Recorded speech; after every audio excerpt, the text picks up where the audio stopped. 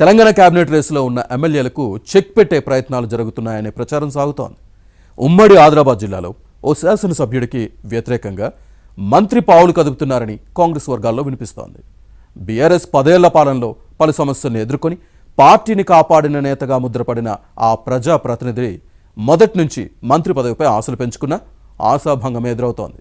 తనకు వ్యతిరేకంగా సొంత పార్టీ నేతలే కుట్ర పన్నుతున్నారని అంటున్న ఆ ఎమ్మెల్యే ఎవరు? ఏ నియోజకవర్గం? ఈసారైనా అవకాశం దక్కుతుందా? ఎమ్మెల్యేకి వ్యతిరేకంగా పావులు కదుపుతున్న మంత్రి ఎవరో ఇన్సైడ్ స్టోరీలో చూద్దాం. ఆషాఢ మాసం అయిపోయింది. శ్రావణ మాస శుభగడియలు ప్రవేశించాయి. మంచి ముహూర్తాలకు నెలవు ఈ నెల. దీంతో త్వరలోనే తెలంగాణ మంత్రివర్గ విస్తరణకు మోక్షం లభించే అవకాశం ఉందని ప్రచారం జరుగుతోంది. ముఖ్యంగా పక్క రాష్ట్రం కర్ణాటకలో మంత్రివర్గ విస్తరణ పూర్తవడంతో కాంగ్రెస్ అధిష్టానం ఇప్పుడు తెలంగాణపై దృష్టి పెట్టనుంది. రాష్ట్ర కేబినెట్ విస్తరణ లేదా ప్రక్షాళన చేయొచ్చని వినిపిస్తోంది. పునర్వ్యవస్థీకరణకే ఎక్కువ అవకాశం ఉండొచ్చని కాంగ్రెస్ వర్గాల్లో వినిపిస్తోంది. ప్రస్తుతం ముఖ్యమంత్రి రేవంత్ రెడ్డితో కలిపి 16 మంది మంత్రులు ఉన్నారు.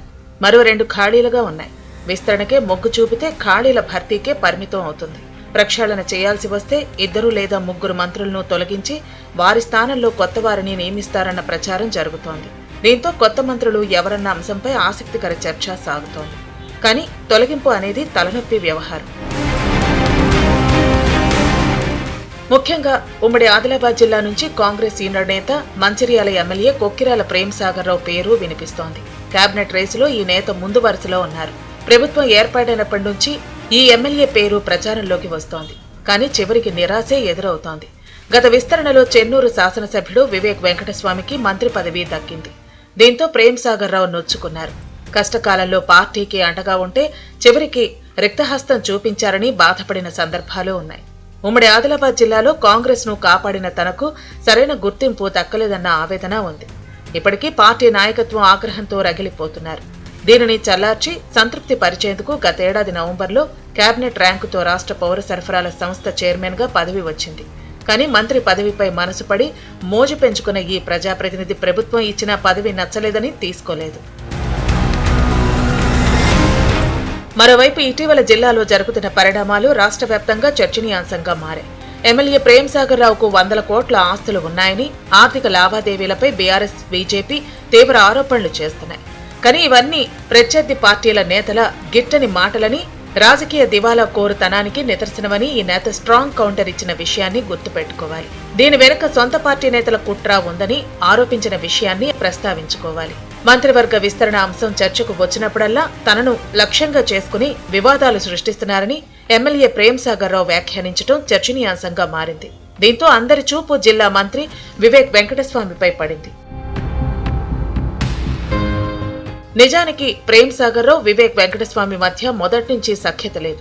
వివేక్ కుమారుడు పెద్దపల్లి ఎంపీ వంశీకృష్ణ, సోదరుడు బెల్లంపల్లి ఎమ్మెల్యే గడ్డం వినోద్ తోనూ ఈ శాసనసభ్యుడికి చాలా గ్యాప్ ఉంది. మంచిర్యాల నియోజకవర్గంలో తన వ్యతిరేకులను మంత్రి ప్రోత్సహిస్తున్నారన్న కోపం ఎమ్మెల్యేలో కనిపిస్తోందనే మాట వినిపిస్తోంది. ఈ క్రమంలోనే గత నెలలో ఎంపీ వంశీకృష్ణ పర్యటనను ఎమ్మెల్యే వర్గీయులు అడ్డుకోవడంతో ఈ వివాదం కేసుల వరకు వెళ్లింది. పైగా తనకు వ్యతిరేకంగా ప్రచారం చేయాలంటూ సమాచారాన్ని బీజేపీ, బీఆర్ఎస్ నేతలకు మంత్రి క్యాంపు నుంచే లీకులు ఇస్తున్నారనే అనుమానం ఎమ్మెల్యేలో ఉంది. ఇది తమ నేతను గబ్బు పట్టించే ప్రయత్నం అన్నది శాసనసభ్యుడి అనుచరుల మాట.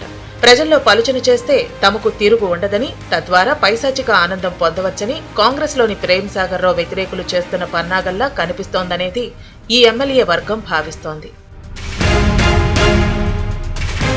ఏదేవైనా ఉమ్మడి ఆదిలాబాద్ జిల్లాలో కాంగ్రెస్ ని నిలబెట్టడంలో ప్రేమ్సాగర్ రావు క్రియాశీల పాత్ర పోషించారు.